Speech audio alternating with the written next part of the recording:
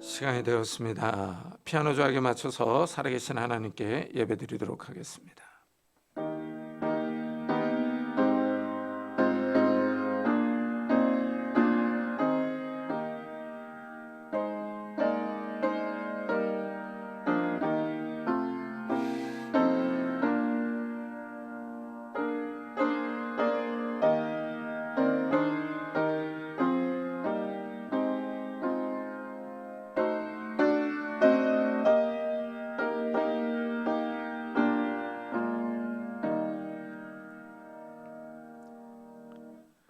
그런즉 이 일에 대하여 우리가 무슨 말하리요? 만일 하나님이 우리를 위하시면 누가 우리를 대적하리요? 자기 아들을 아끼지 아니하시고 우리 모든 사람을 위하여 내주시니가 어찌 그 아들과 함께 모든 것을 우리에게 주시지 아니하겠느냐? 누가 능히 하나님께서 택하신 자들을 고발하리요? 의롭다 하신 이는 하나님이시니 누가 정죄하리요? 죽으실 뿐 아니라 다시 살아나신 이는 그리스도 예수시니 그는 하나님 우편에 계신 자여 우리를 위하여 간구하시는 자시니라. 아멘. 하나님 감사합니다. 우리를 위하여 하나밖에 없는 독생자 예수 그리스도를 이 땅에 보내주시고 우리의 죄를 위하여 십자가에서 죽으시고 우리의 구원을 위하여 부활하셔서 하늘에서 우리를 위하여 중보기도 하고 계시는 줄을 믿습니다. 우리의 삶이 힘들고 지치고 어려울 때 우리 주님께서 우리를 위하여 간구하시며 우리의 구원을 위하여 우리의 삶을 위하여 기도하시는 줄을 믿습니다. 이 아침에 그 주님을 바라봅니다. 주님께서 우리를 위하시는데 누가 우리를 대적할 수 있겠습니까? 우리 주님께서 우리의 편이 되어 주시는데 누가 우리를 그리스도의 사랑에서 끊을 수 있겠습니까? 이 시간에 그 주님을 바라보며 겸손하게 엎드려 예배드립니다. 우리의 찬양과 기도와 예배가 하나님을 영화롭게 할 수 있는 귀한 시간이 될 수 있도록 축복해 주옵소서. 감사드리며 예수 그리스도의 이름으로 기도드리옵나이다. 아멘. 찬송가 뒤에 있는 교독문 39번을 같이 교독하겠습니다. 교독문 39번 시편 95편입니다. 오라 우리가 여호와께 노래하며 우리가 감사함으로 그 앞에 나아가며 여호와는 크신 하나님이시요 땅의 깊은 곳이 그의 손 안에 있으며 바다도 그의 것이라 그가 만드셨고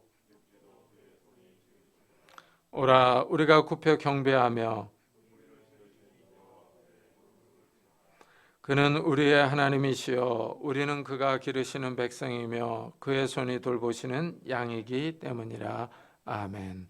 사도신경으로 신앙을 고백하겠습니다. 전능하사 천지를 만드신 하나님 아버지를 내가 믿사오며 그 외아들 우리 주 예수 그리스도를 믿사오니 이는 성령으로 잉태하사 동정녀 마리아에게 나시고 본디오 빌라도에게 고난을 받사 십자가에 못 박혀 죽으시고 장사한 지 사흘 만에 죽은 자 가운데서 다시 살아나시며 하늘에 오르사 전능하신 하나님 우편에 앉아 계시다가 저희로서 산자와 죽은 자를 심판하러 오시리라. 성령을 믿사오며 거룩한 공예와 성도가 서로 교통하는 것과 죄를 사하여 주시는 것과 몸이 다시 사는 것과 영원히 사는 것을 믿사옵나이다. 아멘. 우리 다 같이 자리에 앉으셔서 찬송가 390장을 부르겠습니다.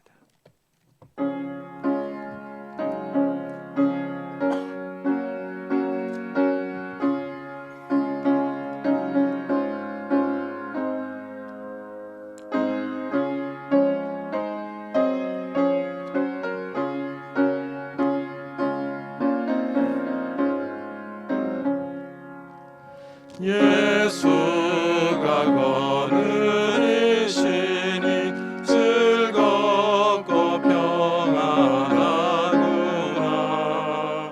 주야의 자고 되는 것 예수가 거느리시네. 주나 항상 돌보시고 날 친히 거느리시네. 주 날 항상 돌보시고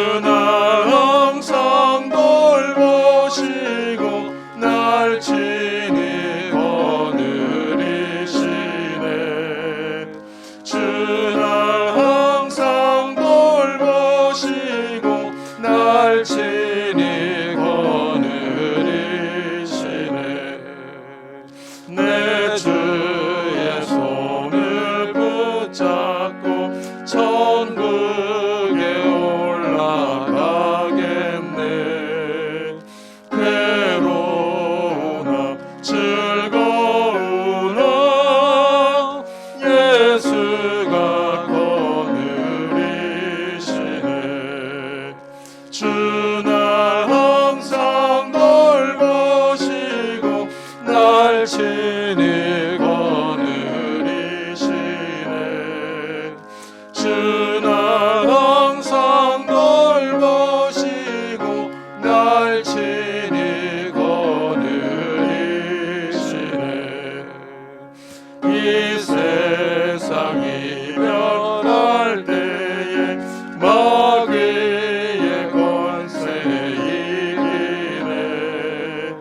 천국에 가는 그 길로 예수가 거느리시네. 주나 항상 돌보시고 날 친히 거느리시네. 주나 항상 돌보시고 날 친히 거느리시네.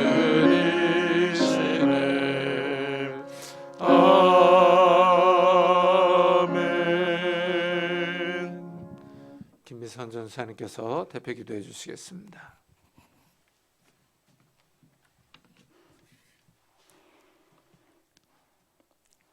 여호와 우리 주여, 주의 이름이 온 땅에 가득합니다. 우리 존재만으로도 기뻐하시는 살아계신 하나님 감사합니다. 우리를 부르시고 주님을 찬양하며 말씀으로 회복시켜 주시니 참 고맙습니다.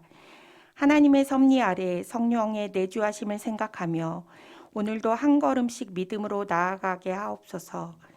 우리 삶의 곳곳에서 하나님의 성실하심을 알게 하시고 피조 세계에 숨겨진 하나님의 창조 질서를 알게 하옵소서.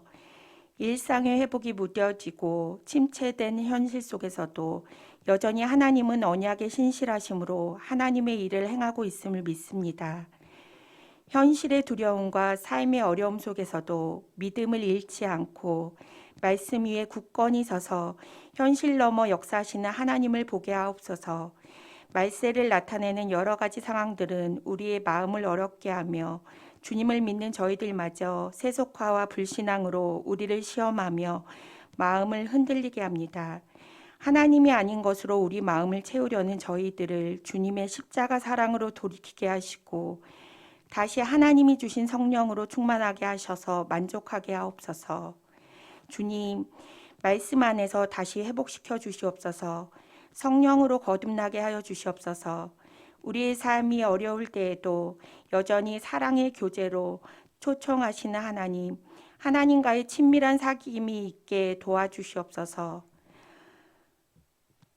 공동체적인 사귐이 회복되게 하여 주시옵소서. 예수님이 몸소 보여주신 섬김의 본을 받아 깊은 헌신과 사랑이 삶의 사랑과 나눔으로 확장되어 그리스도의 몸을 세워가는 사귐이 일상의 구체적인 삶이 되도록 우리를 사용하여 주시옵소서.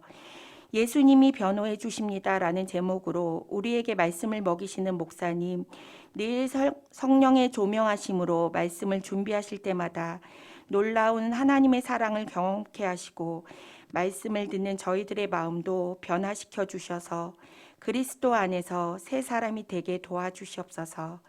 세계 각지에서 주님의 말씀을 듣고 복음을 전파하시는 선교사님과 가정을 돌봐주시고 하나님의 선하신 뜻대로 구원받는 영혼이 날마다 더하게 하여 주시옵소서. 오늘도 모든 만물이 그리스도 안에 있음을 인정하며 주님이 주시는 참된 평안과 회복을 경험케 하옵소서. 나 같은 죄인도 사랑하여 주셔서 구원해 주신 하나님의 은혜에 감사드리며 오직 주님 안에 참 소망이 있음을 기억하며 예수 그리스도의 이름으로 기도합니다. 아멘.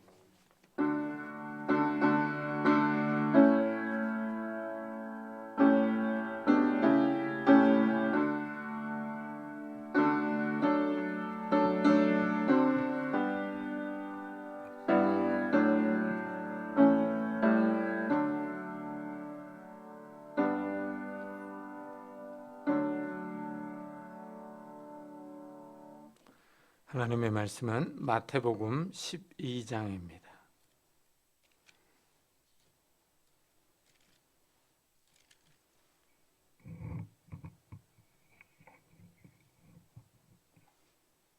마태복음 12장 1절부터 8절까지 저와 여러분이 한 절씩 교독하겠습니다. 신약성경 18페이지입니다. 마태복음 12장 1절부터 8절까지 저와 여러분이 한 절씩 교독하겠습니다. 그때 예수께서 안식일에 밀밭 사이로 가시를새 제자들이 시장하여 이삭을 잘라 먹으니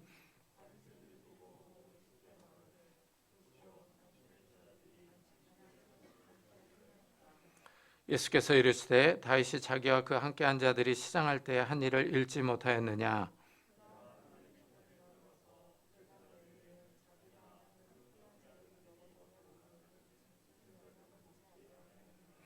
또 안식일에 제사장들이 성전 안에서 안식을 범하여도 죄가 없음을 너희가 율법에서 읽지 못하였느냐?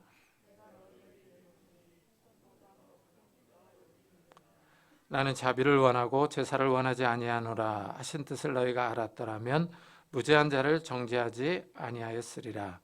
인자는 안식일의 주인이니라 하시니라. 아멘. 하루는 예수님이 제자들과 함께 밀밭길을 지나가십니다. 제자들이 배가 고파서 밀을 따서 손으로 비벼 먹었습니다. 그런데 바리새인들이 이 모습을 지켜보았습니다. 바리새인들이 어디다가 나타났는지 모르지만 이 모습을 보고 예수님을 비방합니다. 예수님의 제자들이 안식일에 해서는 안 될 일을 했다는 것입니다. 이 바리새인들이 예수님의 일행을 따라다닌 것 같습니다. 요즘 말로 하면 스토킹을 하고 있습니다. 그런데 하필 이날이 안식일입니다. 안식일에 일하지 말라는 계명을 어겼다고 비난합니다. 율법에 따르면 사실 배가 고픈 사람은 다른 사람의 밀밭에 들어가서 밀을 따 먹어도 됩니다. 하지만 낫을 댈 수는 없습니다. 낫을 대면 도둑질입니다. 이 제자들의 행동은 율법에 따르면 이상이 없습니다. 그런데 바리새인들이 안식일에 일하지 말라는 계명을 해석한 것에 걸립니다. 밀을 따서 비벼 먹은 거예요. 이게 추수했다, 일했다는 것입니다. 이 바리새인들이 이 점을 문제 삼아서 제자들을 고발하듯이 말합니다. 바리새인들이 검사처럼 제자들의 죄를 지적합니다. 바리새인들에게 인정이라고는 눈꼽만큼도 없습니다. 그러자 예수님이 변호사처럼 제자들의 행동을 변호하십니다. 오늘 말씀은 바리새인들의 비난과 고발에 대한 예수님의 변호입니다. 먼저 예수님은 다윗을 언급합니다. 예수께서 이르시되 다윗이 자기와 그 함께한 자들이 시장할 때 한 일을 읽지 못하였느냐? 그가 하나님의 전에 들어가서 제사장 외에는 자기나 그 함께한 자들이 먹어서는 안 되는 진설병을 먹지 아니하였느냐 하십니다. 다윗은 이스라엘 역사에서 가장 이상적인 왕입니다. 다윗이 왕이 되기 전에 사울 왕의 시기를 받아 쫓겨다닐 때 일어난 사건입니다. 이 다윗이 골리앗을 때려눕히고 이스라엘 사회의 영웅이 되었습니다. 다윗이 천부장이 되고 사울 왕의 사위가 됩니다. 다윗의 인기가 점점 높아갑니다. 그러자 사울이 다윗을 시기합니다. 사울은 다윗을 왕의 자리를 노리는 강력한 경쟁자로 생각을 합니다. 이래서 사울이 다윗을 죽이려고 합니다. 사울 왕의 아들 요나단이 이 사실을 알려줍니다. 다윗이 급하게 왕궁을 빠져나와 노브로 갑니다. 노베는 제사장 아히멜렉이 있습니다. 다윗이 제사장에게 가서 빵을 달라고 요청합니다. 그런데 제사장은 일상적으로 먹는 빵은 없고 거룩한 빵은 있다고 말합니다. 이 거룩한 빵은 하나님 앞에 드리는 빵입니다. 성소에 있는 순결한 상 위에 6개씩 2줄로 쌓아놓습니다. 매 안식일에 12개의 새로운 빵을 만들어서 일주일 동안 하나님의 상 위에 놓아두었던 빵과 교체합니다. 이 빵은 하나님께 드려졌던 것으로 이 아론과 그의 후손들, 제사장들만이 거룩한 장소에서 먹을 수 있습니다. 일반인은 먹을 수가 없습니다. 다윗의 일행이 배가 고파서 빵을 달라고 하자 제사장이 이 거룩한 빵이 있다고 말합니다. 그러면서 조건을 말합니다. 다윗의 일행이 여자를 가까이 하지 않았다면 죽겠다고 합니다. 이 신명기에 따르면 전투에 나서는 군인들은 성적으로 순결을 유지해야 할 규정이 있습니다. 이 규정을 지켰으면 거룩한 빵을 주겠다는 겁니다. 그러자 다윗이 여자를 가까이 하지 않았다고, 성적으로 순결하다고 대답합니다. 아히멜렉 제사장이 거룩한 빵을 다윗의 일행에게 주었습니다. 제사장들만이 먹는 빵인데 다윗의 일행이 먹었습니다. 예수님이 이 사건을 언급하면서 다윗의 이런 행동은 정죄받지 않았다고 말합니다. 아히멜렉 제사장은 배고픈 다윗의 일행을 생각해서 제사장들이 먹는 빵을 준 것입니다. 예수님은 다윗의 일행이 안식일에 제사장들만이 거룩한 장소에서 먹을 수 있는 거룩한 빵을 먹은 것은 죄가 되지 않는다 하고 말합니다. 따라서 안식일에 제자들이 배가 고파서 밀을 따먹은 행위도 죄가 되지 않는다는 것입니다. 예수님이 지금 제자들의 행위를 변호하고 계십니다. 바리새인들의 비난과 정죄에 맞서서 제자들을 지키시고 보호하고 계십니다. 그런데 여기서 우리가 한 가지 눈여겨봐야 할 사항이 있습니다. 사실 밀을 따먹은 것은 제자들이지 예수님이 아닙니다. 그런데 바리새인들은 예수님의 제자들의 행동을 가지고 예수님을 비난하고 있습니다. 예수님은 직접적으로 안식일을 범하지 않았습니다. 그리고 밀을 따먹는 행위는 안식일에 일하지 말라는 계명을 어긴 것으로 성경에 나오지는 않습니다. 바리새인들이 지금 제자들의 행동을 추수, 일이라고 해석하는 것입니다. 이 사건에서 중요한 점은 지금 예수님이 제자들의 행동을 다윗의 행동과 비교하고 있다는 것입니다. 위에서 말씀드렸듯이 다윗은 이스라엘 역사에서 가장 위대한 왕입니다. 그런데 제자들의 행동을 다윗의 행동과 비교합니다. 예수님의 행동을 다윗의 행동과 비교하는 것이 아닙니다. 제자들의 행동이 다윗의 행동과 비교되고 있습니다. 예수님은 제자들을 다윗과 같은 동급으로 여기고 말씀하십니다. 그렇다면 제자들의 선생님이신 예수님은 당연히 다윗보다 더 뛰어나신 분이라는 결론이 나옵니다. 예수님은 다윗의 행동을 제자들의 행동과 비교함으로 자신의 신분을 은연중에 드러내십니다. 다윗보다 더 위대한 분이, 다윗보다 더 뛰어난 분이 지금 이 땅에 오셨다는 것입니다. 예수님이 하나님의 아들이십니다. 성자 하나님이 지금 육신을 입고 이 땅에 내려오셨습니다. 당연히 다윗보다 더 뛰어나신 분입니다. 이스라엘 역사에서 가장 위대한 왕 다윗도 예수님과 비교할 수는 없습니다. 그런데 바리새인들은 이 사실을 인정하지 않으려고 합니다. 제자들의 행동을 가지고 예수님을 비난하며 정죄하려고 합니다. 바리새인들이 교만합니다. 예수님이 제자들의 행동을 변호하시는 두 번째 근거는 성전에서 일하는 제사장들입니다. 또 안식일에 제사장들이 성전 안에서 안식을 범하여도 죄가 없음을 너희가 율법에서 읽지 못하였느냐. 내가 너에게 이르노니 성전보다 더 큰 이가 여기 있느니라. 안식일에 성전에서 이 제사장들이 하나님께 제사를 드립니다. 이 제사장들은 제사를 드리기 위해 많은 준비를 해야 합니다. 제단에 불을 더 세게 피워야 합니다. 양이나 소를 잡아 죽여야 합니다. 각을 뜨고 제단 위에 올려놓아야 됩니다. 사실 따지고 보면 다 일입니다. 제사장들이 하나님께 제사 드리기 위하여 많은 일을 하고 있습니다. 그러나 사람들은 제사장들이 안식일에 일했다고 비난하거나 정죄하지 않습니다. 예수님이 지금 성전에서 일하는 제사장들의 행동과 제자들의 행동을 비교하고 있습니다. 제자들은 은연중에 제사장들과 동급으로 놓이고 있습니다. 제사장들이 안식일에 일했다고 비난받지 않는다면 제자들도 비난받지 않아야 한다는 것입니다. 예수님은 배가 고파서 밀을 따먹은 제자들의 행동을 엄청 높여서 말씀하십니다.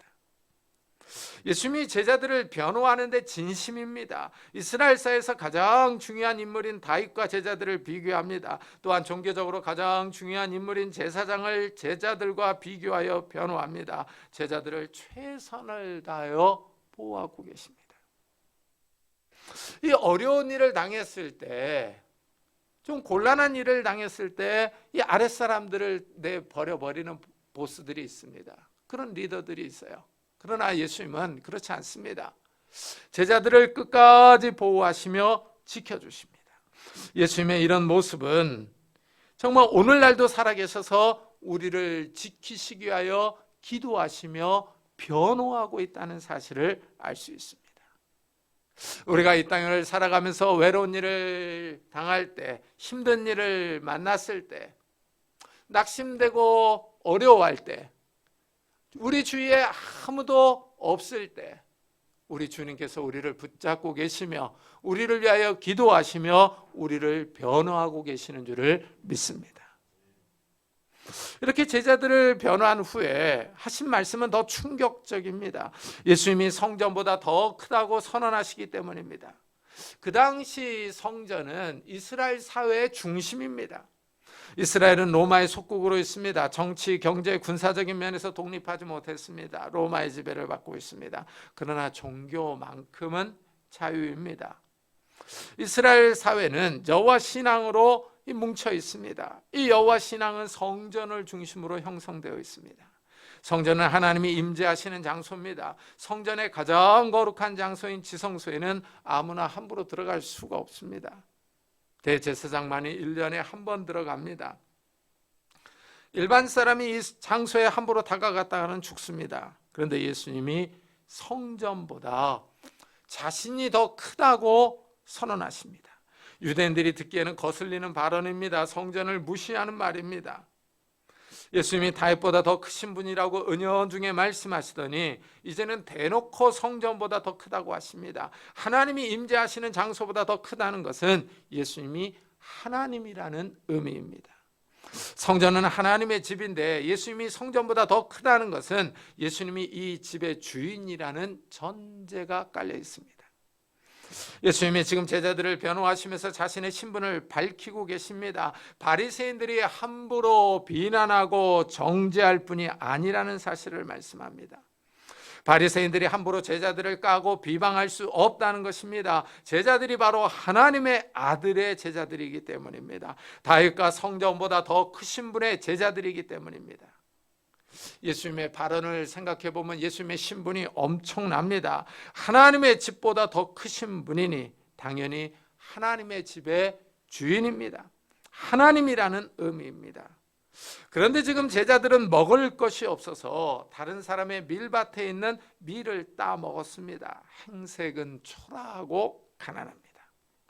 겉으로 보기에 전혀 내세울 만한 것이 없습니다. 그런데 예수님은 성전의 주인이라고 하십니다. 여기서 예수님의 말씀을 듣는 사람들은 갈등이 생길 것입니다. 예수님의 말씀은 어마어마한데 외형은 초라합니다. 이런 말씀을 받아들일 것인지 아니면 거부할 것인지 하는 문제입니다. 성경 말씀을 읽어보면 엄청납니다. 그런데 눈을 들어 이 세상을 보면 세상은 변함이 없습니다. 하나님은 눈에 보이지 않습니다. 예수님은 내 이름으로 무엇이든지 구하라고 하십니다. 기도하라고 하셔서 기도하는데 세상과 내 삶은 당장 변하지는 않습니다. 기도하자마자 바로 응답이 있으면 좋겠는데 그렇지 않습니다. 여기에 딜레마가 있습니다. 성경을 읽어보면 하나님의 말씀이 대단합니다. 그렇지만 우리가 살아가는 이 세상은 견고하게 서 있습니다. 마치 무너지지 않을 것 같은 여리고성처럼 서 있습니다. 이래서 성도들이 낙심하며 흔들립니다. 하지만 성경 말씀은 믿는 그 사람에게 역사가 나타납니다.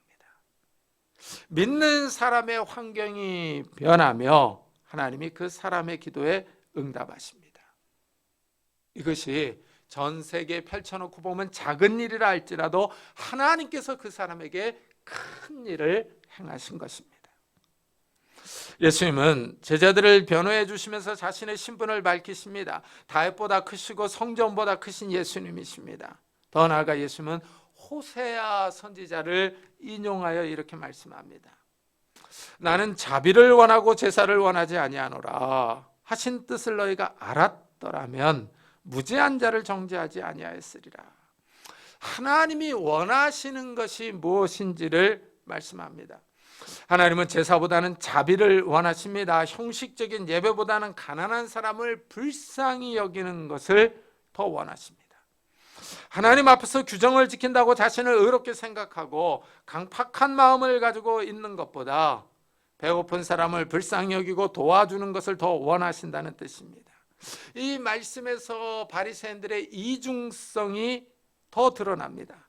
바리새인들은 하나님의 말씀을 잘 지키는 것 같이 보입니다. 하나님의 말씀을 소중히 여기는 것 같습니다. 겉으로 보기에는 아주 경건한 사람들입니다. 하나님 앞에서 흠이 없는 사람들 같지만 하나님이 보시기에는 미달입니다. 하나님의 저울에 달아보니 부족함이 보입니다. 겉으로는 하나님을 잘 섬기는 것 같지만 실제로는 하나님의 뜻을 잘 모릅니다. 아이러니합니다. 하나님의 말씀을 잘 아는 것 같은데 하나님이 원하시는 것을 모릅니다. 바리새인들은 하나님을 진정으로 생각하고 있지 않습니다. 자신들의 행위를 다른 사람들에게 드러내는 것에만 만족합니다. 자신들이 경건한 사람으로 인정받는 것에만 관심이 있습니다. 하나님이 원하시는 것은 제사보다는 자비입니다. 어떤 형식적인 예배보다는 가난한 사람에 대한 동정과 궁유를 더 소중하게 여기십니다. 그러나 바리새인들은 실제 사람에게 관심이 없습니다. 굶주린 사람을 돌보는데 관심이 없고 실제 자신들이 만들어 놓은 세계에 관심이 많습니다. 자신들이 구축해 놓은 종교 체계 안에 머물러 있기를 원합니다. 자신들이 만들어 놓은 규칙을 잘 지키는 것이 편하고 좋습니다. 자신들이 정한 규칙을 잘 지키면 하나님을 잘 섬기는 것 같습니다. 하나님이 기뻐하실 것 같습니다. 여기에 모순이 있고 함정이 있습니다. 하나님보다는 자신들의 심리적, 사회적 안정을 더 원합니다. 하나님이 원하시는 것보다는 자신들이 편한 체계 안에 머물고 싶습니다. 오늘날에도 이런 교회들이 있습니다. 특히 오래된 교회 안에 정해놓은 규칙들이 있습니다. 당회에서 정해놓은 규칙이 하나님의 말씀보다 더 권위가 있습니다. 우리 교회는 이렇다 저렇다 하면서 전통 아닌 전통이 존재합니다. 교회가 오랫동안 해왔던 습관이 굳어져 내려옵니다. 이런 분위기가 하나님의 말씀보다 더 소중합니다. 사람이 참 이상합니다. 처음에는 잘 믿어보려고 시작했는데 이상하게 변합니다. 저희 교회가 속한 교단이 개혁교단입니다. 종교개혁자 칼빈을 존중하며 칼빈이 가르친 교리를 따라갑니다. 개혁교회의 모토는 개혁교회는 항상 개혁되어야 한다는 것입니다. 상당히 좋은 모토입니다. 하나님의 말씀에 비춰서 잘못된 것을 계속 고쳐나가자는 의미입니다. 그런데 이상한 것은 교회 잘못된 점을 보고 개혁하려고 하면 우리 개혁교회는 말이지, 우리 교회 전통은 말이지 하면서 반대하는 사람들이 있습니다. 한번 정해진 교회의 습관이나 문화를 고치는 것을 싫어합니다. 개혁교회의 모토는 항상 개혁되어야 한다는 것인데 개혁하려고 하지를 않습니다. 이래서 개혁교회도 이전의 전통교회 같은 모습으로 돌아갑니다. 개혁교회는 칼빈의 가르침을 잘 따라가려고 합니다. 그런데 칼빈을 해석해 놓은 교리가 많아지면서 칼빈주의가 형성이 되고 고착됩니다. 그래서 이 칼빈주의가 문제가 됩니다. 사람들이 참 이상합니다. 순수한 마음으로 시작했던 것들이 변할 때가 있습니다. 순수한 신앙이 세상에서 살면서 타협합니다. 좋은 것이 좋은 것이라고 하면서 적당히 믿으려고 합니다. 바리새인은 분리된 사람이라는 뜻으로 그 당시 헬라 문화에 동화되어가는 신앙을 지키기 위해서 시작했습니다. 모세 율법을 철저하게 지켰습니다. 이방 문화에서 유대인의 신앙을 지키기 위해서 시작한 바리새파입니다. 처음에는 잘 시작했는데 갈수록 변질됩니다. 안타깝게도 예수님을 가장 반대하는 세력이 되고 말았습니다. 하나님을 잘 믿어보려고 했던 시도와는 많이 달라졌습니다.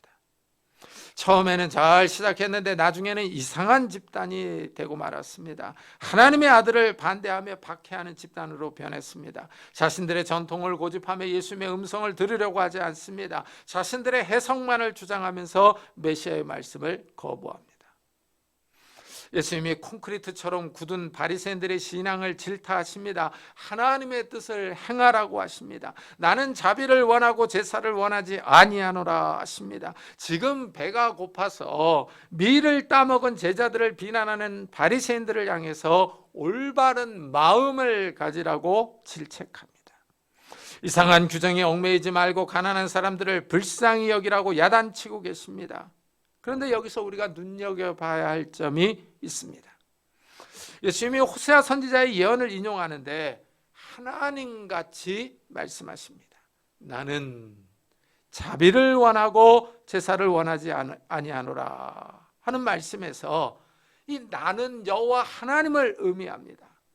예수님이 이 말씀을 인용하시면서 자신을 하나님과 동일시하고 있습니다. 예수님이 하나님이라는 의미입니다.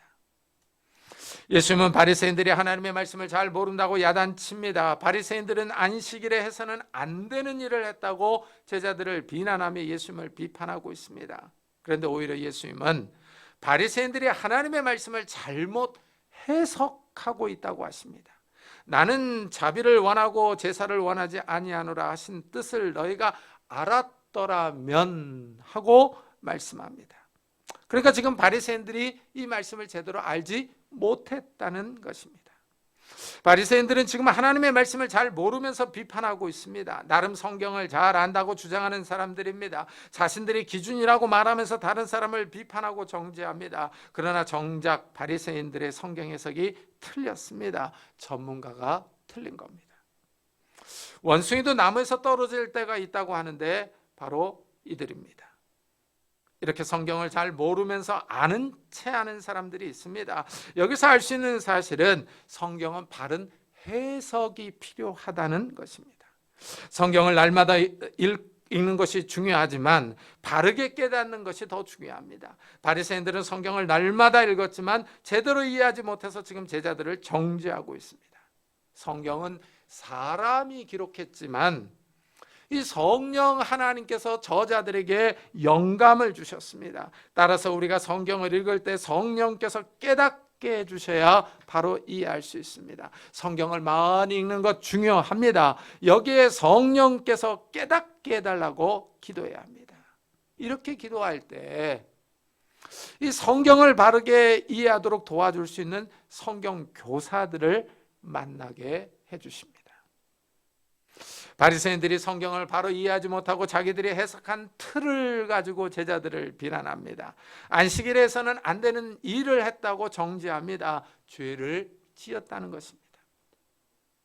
바리새인들이 심판자의 자리에 앉아 있습니다. 모세의 율법을 자신들만이 올바로 해석할 수 있다는 교만한 마음을 가지고 다른 사람을 심판하고 있습니다. 이래서 예수님이 바리새인들이 모세의 자리에 앉아 있다고 책망하셨습니다. 모세의 자리에 앉아서 말만 하고 자기들은 행하지 않는다고 비판합니다. 바리새인들이 교만합니다. 자신들이 모세의 후계자라고 생각합니다. 모세의 율법을 수호하는 자들이라고 생각하고 자신들이 해석한 틀에 맞지 않으면 다 정죄해버립니다. 이런 바리새인들에 맞서서 예수님이 제자들을 변호해 주십니다. 이 점에 우리가 주목해야 합니다. 하나님이 우리의 편이 되어 주시기 때문입니다. 이래서 바울은 로마서에서 이렇게 질문합니다. 만일 하나님이 우리를 위하시면 누가 우리를 대적하리요? 하나님은 하나님 백성의 편이 되어 주십니다. 하나님이 우리를 위하여 변호해 주십니다. 우리가 이 세상을 살다 보면 바리새인들이 제자들을 공격하고 비난한 것과 같은 상황을 만날 때가 있습니다. 바리새인들은 그 당시 힘 있는 사람들입니다. 권세가 있는 사람들이 제자들을 비난하고 공격한 것입니다. 이렇게 힘 있는 사람들이 공격할 때 우리는 자신을 변호할 힘이 없습니다. 공격에 맞서서 자신을 지킬 능력이 없습니다. 이럴 때 우리 예수님께서 우리를 도와주십니다. 하나님이 우리를 변호해 주십니다. 만일 하나님이 우리를 위하시면 누가 우리를 대적하리요? 하고 묻습니다. 이 질문에 대하여 자기 아들을 아끼지 아니하시고 우리 모든 사람을 위하여 내주시니가 어찌 그 아들과 함께 모든 것을 우리에게 주시지 아니하겠느냐? 하고 답변합니다. 이 질문은 수사학적인 질문으로 긍정적인 답변이 전제되어 있습니다. 하나님이 성도들을 위하여 하나밖에 없는 아들을 아끼지 않고 내어주셨습니다. 가장 귀한 아들을 내어주셨는데 다른 것을 주지 않겠느냐 하는 의미입니다. 다른 것도 아끼지 않고 당연히 내어준다는 긍정적인 답변이 담겨 있습니다. 하나님은 성도들을 위하여 모든 것을 내어주실 준비가 되어 있습니다. 그만큼 하나님이 우리를 위하고 계십니다. 하나님의 변호와 도움이 큰 위로가 됩니다. 우리가 이 세상을 살아갈 때 우리 힘으로 어떻게 해볼 수 없는 일들을 만납니다. 우리의 능력으로 해결할 수 없는 일들을 만날 때 우리는 좌절하고 눈물을 흘립니다. 일어나고 싶지만 일어날 수 없는 환경이 우리를 슬프게 만듭니다. 능력의 한계를 느낍니다. 이럴 때 하나님의 도움과 변호를 요청해야 합니다. 우리가 바로 하나님의 자녀들이기 때문입니다. 하나님이 우리의 아버지이십니다. 우리에게 하나님의 도움을 받을 권리가 있습니다. 하나님의 변호를 신청할 수 있는 자격이 있습니다. 하나님이 우리를 위하고 계십니다. 예수님이 제자들을 변호해 주셨듯이 예수님이 우리를 변호해 주시며 도와주십니다. 이 험한 세상에서, 이 악하고 음란한 세상에서 우리를 지켜주십니다. 우리를 정죄할 세력이 없습니다. 신앙생활을 하다 보면 성도들이 약해서 죄를 지을 때가 있습니다. 이럴 때 악한 마귀는 우리에게 와서 속삭입니다. 야, 너는 어쩔 수 없는 죄인이다. 너 자신을 봐라. 형편없는 사람이 아니냐. 이렇게 살 바에야 신앙을 포기하는 것이 낫지 않느냐 하면서 우리를 넘어지게 하려고 속삭입니다. 하지만 이럴 때 마음을 잘 잡아야 합니다. 예수님이 우리와 함께 하시기 때문입니다. 악한 마귀는 마치 바리새인들이 제자들을 정죄한 것처럼 우리를 정죄합니다. 우리의 죄를 들춰내며 우리를 공격합니다. 이럴 때 우리는 예수 그리스도의 십자가를 바라봐야 합니다. 나는 죄인이며 약하지만 나를 사랑하셔서 나의 죄를 위하여 십자가에서 내 대신 죽임을 당하신 예수님의 사랑을 믿어야 합니다. 나를 죄에서 구원하시기 위해 돌아가신 예수님께 죄를 고백하며 용서해달라고 기도해야 합니다. 바울이 이렇게 선언합니다. 누가 능히 하나님께서 선택한 자들을 고발하리요. 의롭다 하신 이는 하나님이시니 누가 정죄하리요. 죽으실 뿐 아니라 다시 살아나신 이는 그리스도 예수시니 그는 하나님 우편에 계신 자여 우리를 위하여 간구하시는 자시니라. 우리는 하나님의 선택을 받은 사람들입니다. 성도들이 하나님의 자녀로 하나님의 백성으로 선택을 받았습니다. 하나님이 우리를 선택하셨는데 감히 누가 우리를 고발하겠습니까? 하나님이 우리 편이 되어주셔서 우리를 위해 주시는데 감히 누가 우리를 대적하겠습니까? 우리가 하나님의 자녀인 줄을 믿습니다. 예수님이 우리를 위하여 죽고 다시 살아나셨습니다. 예수님이 우리의 후견인이며 보호자이며 변호자이십니다. 예수님이 제자들을 변호하시면서 자신의 신분을 드러내십니다. 호세아의 예언을 인용하여 자신이 하나님이심을 나타내십니다.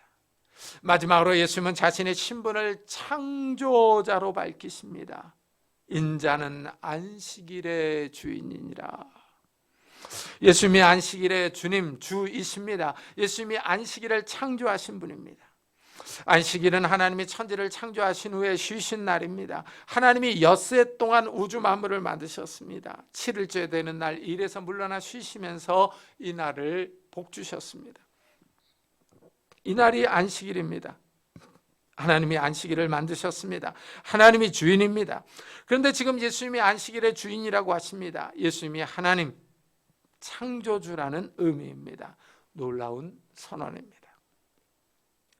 바리새인들은 안식일에 해서는 안 되는 일을 했다고 제자들을 비난합니다. 안식일법을 어겼다고 정죄합니다. 그러나 예수님은 제자들이 죄가 없다고 변호하십니다. 율법을 해석해 놓은 규정에 얽매이지 말고 배고픈 사람들을 궁일이 여기는 마음을 가지라고 바리새인들을 책망합니다. 생명이 없는 규정으로 사람들을 정죄하지 말라고 야단치십니다. 바리새인들은 사람을 사랑의 눈으로, 궁일의 눈으로 봐야 하는데 정죄의 대상으로 보고 있습니다. 가난하고 배고픈 사람을 동정해야 하는데 어디 죄를 짓지는 않는가 하는 눈으로 보고 있습니다. 바리새인들의 눈이 삐뚤어져 있습니다. 세상을 이상한 눈으로 보고 있습니다. 사람들을 정죄하려는 시각으로 보고 있습니다. 혹시 우리도 이런 잘못된 눈을 가지고 있지는 않습니까? 사람이 선글라스를 끼고 사물을 보면 다 까맣게 보입니다. 우리가 사람을 사랑의 눈으로 봐야 하는데 정죄하는 눈으로, 비판하는 눈으로 보면 사람이 다 잘못되었습니다. 사실은 내 눈이 잘못되었는데 내 눈이 잘못되었다는 생각은 하지 않고 다른 사람이 잘못되었다고 생각합니다.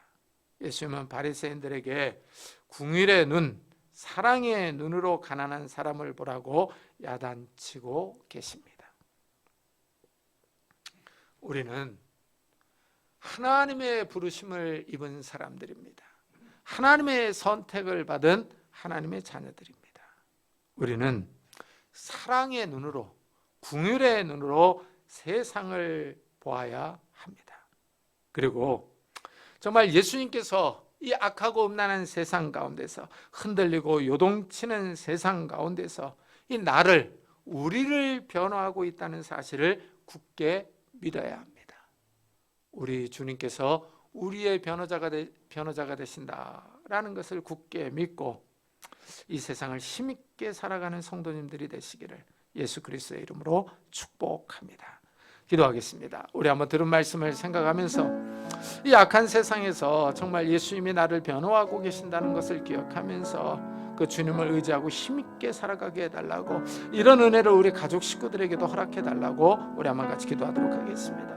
하나님 아버지 감사를 드립니다. 오늘 거룩한 주일에 저희들의 발걸음을 주의 전으로 인도하셨습니다.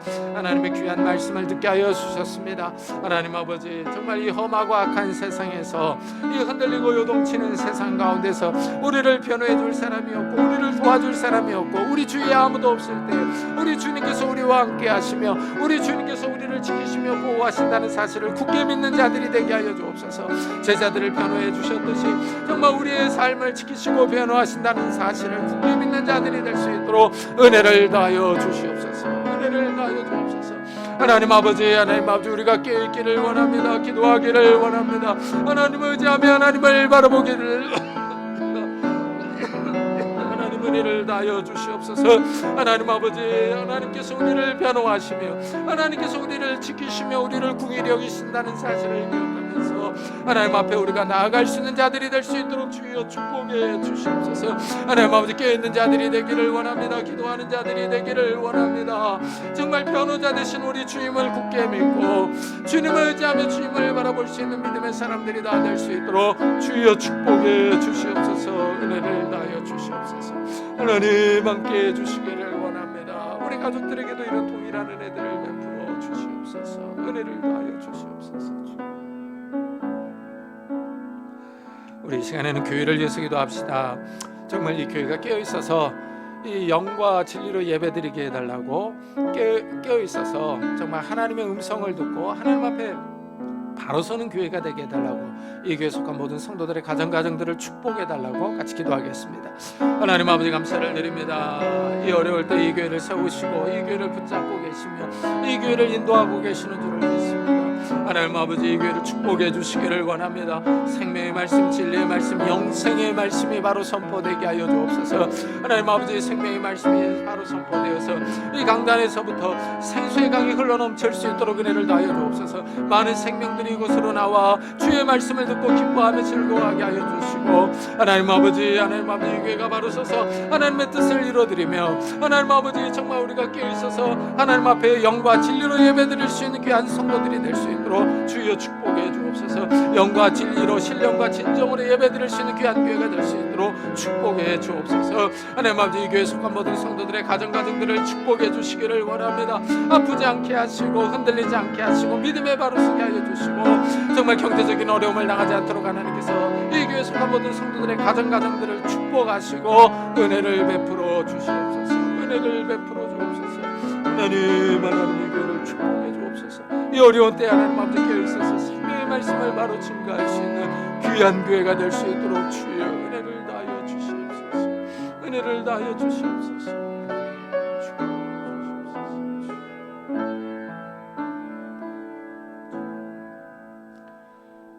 주님, 우리 주님께서 이 바리새인들의 비난과 정죄에 맞서서 제자들을 변호하셨습니다. 제자들을 홀로 버려두지 아니하고 제자들을 내팽개쳐버리고 나 혼자 살겠다고 도망치지 아니하시고 우리 주님께서 제자들을 끝까지 변호하셨습니다. 이런 주님께서 오늘날도 살아계셔서 우리를 지켜주시며 보호하시며 변호해 주실 줄을 믿습니다. 약하고 음란한 세대 가운데, 이 흔들리고 요동치는 세상 가운데, 경제적인 인플레이션이 심한 이런 시대 가운데에서 하나님께서 우리를 경제적으로 사회적으로 지켜주시고 보호해 주실 줄을 믿습니다. 우리가 하나님의 자녀들입니다. 하나님의 보호와 변호를 기대하며 그 변호를 요청할 수 있는 자들이 되게 하시고 하나님 앞에 기도하며 나아갈 수 있는 자들이 될 수 있도록 축복해 주옵소서. 감사드리며 예수 그리스도의 이름으로 기도드리옵나이다. 아멘.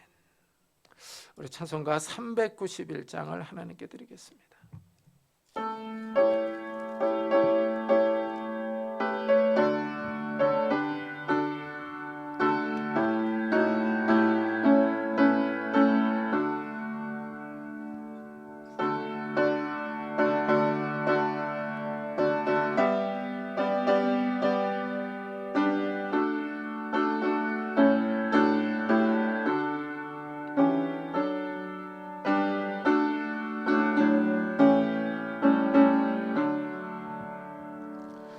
오 놀라운 구세주 예수 내 주 참 능력의 주시로다. 큰 바임이 단전한 그곳으로 내 영혼은 숨기시네.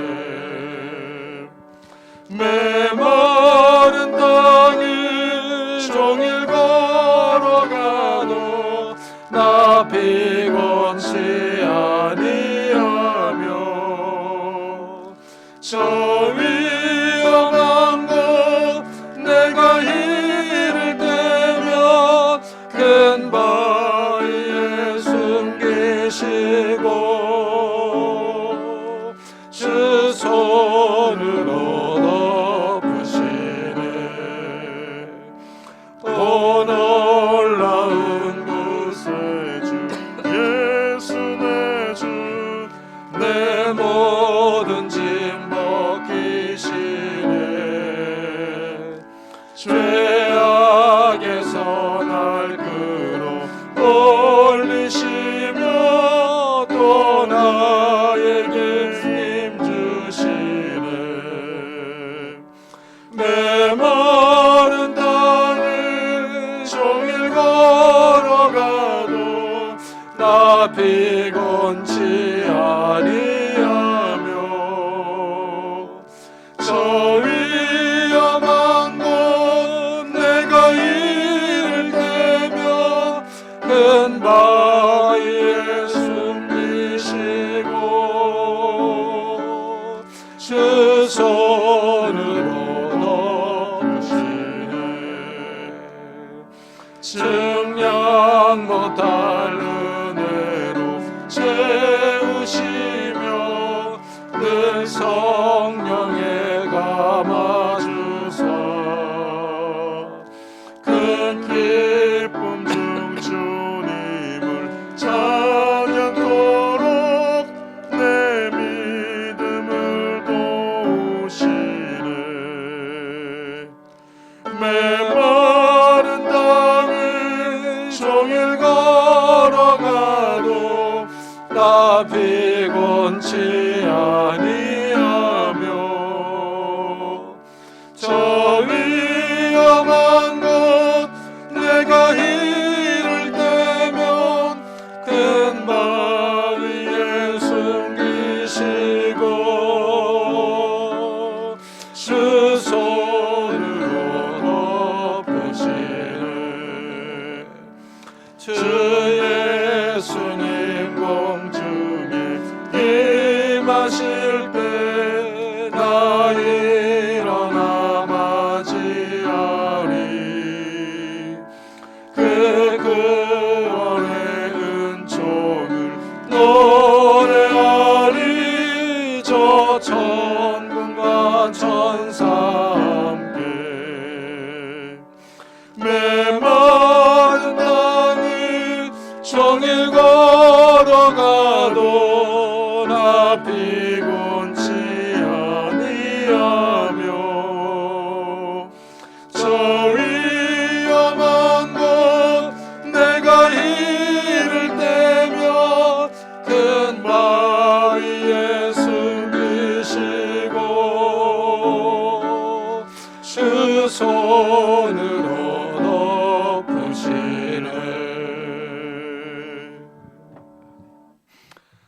하나님 감사합니다. 오늘도 거룩한 주일을 맞아 저희들이 주님 앞에 나왔습니다.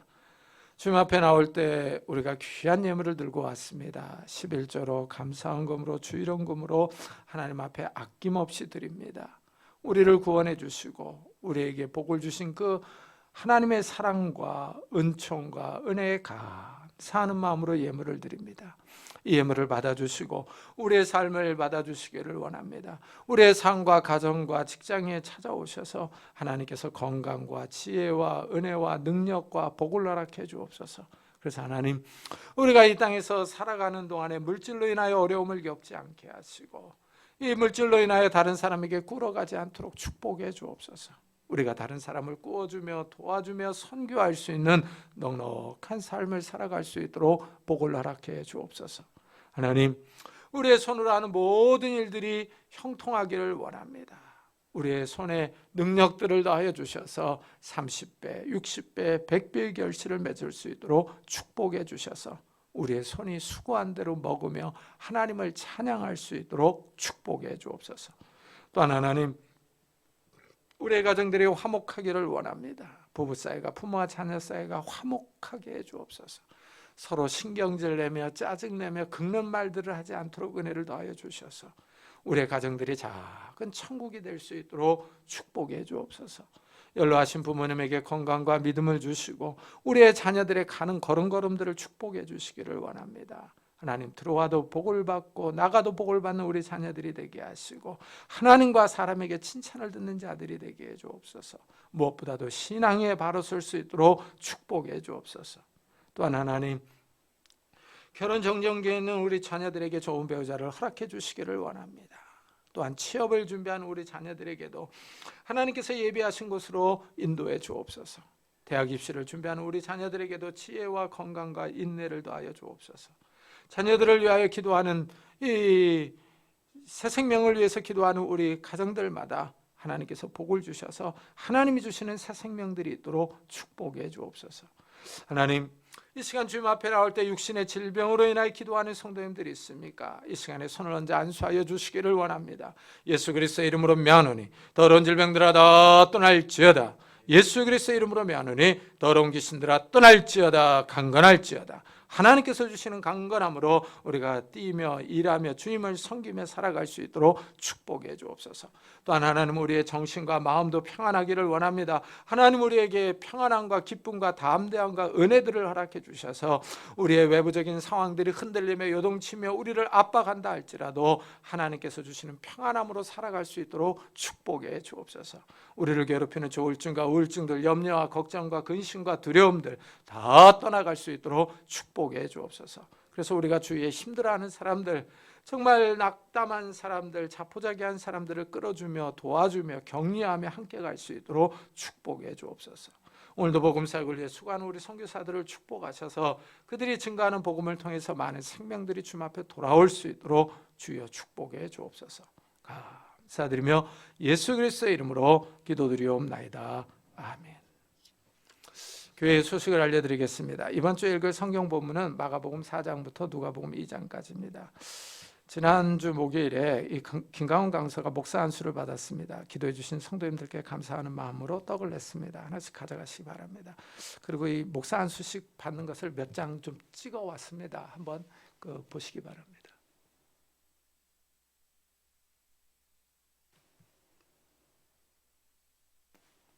왜 안 넘어갑니까?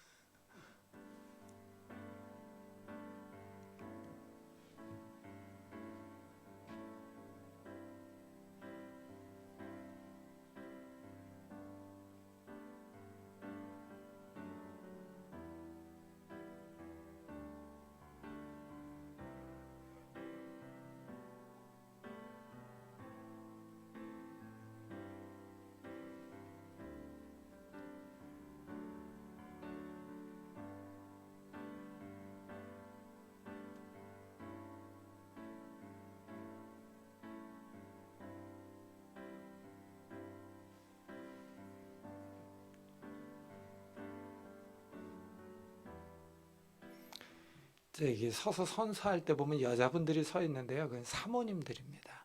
근데 우리 김강원 목사는 아직 결혼 안 해가지고 혼자 외롭게 서 있는 겁니다. 그 오해 없으시기 바랍니다. 그 다음에 우리 임성원 전사는 강사 인허를 받았습니다. 축하해 주시기 바라고요. 이 박정대 선교사님의 선교 편지를 게시판에 붙여놓았습니다. 읽어보시고 기도해 주시기 바랍니다. 오늘 축도는 우리 새내기 우리 김가원 목사가 축도해 주도록 하겠습니다. 우리 다 같이 자리에서 일어나셔서 살아계신 주 부르고 우리 김가원 목사님의 축도로 예배 마치도록 하겠습니다.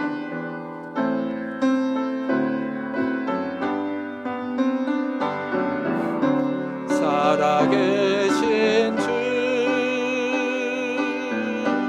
나의 참된 소망 걱정 근심 전혀 없네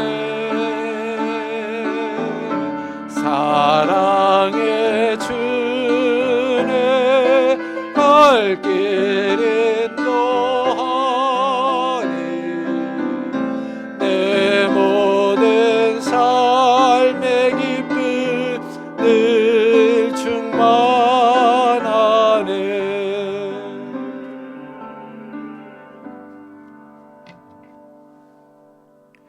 지금은 우리 주 예수 그리스도의 은혜와 하나님의 사랑하심과 성령님의 교통 충만케 하심이 예수 그리스도의 변화하심을 믿으며 누리며 살아갈 이 자리에 머리 숙인 성도들과 그 가정과 그 산업 위에 영원히 함께 있을지어다.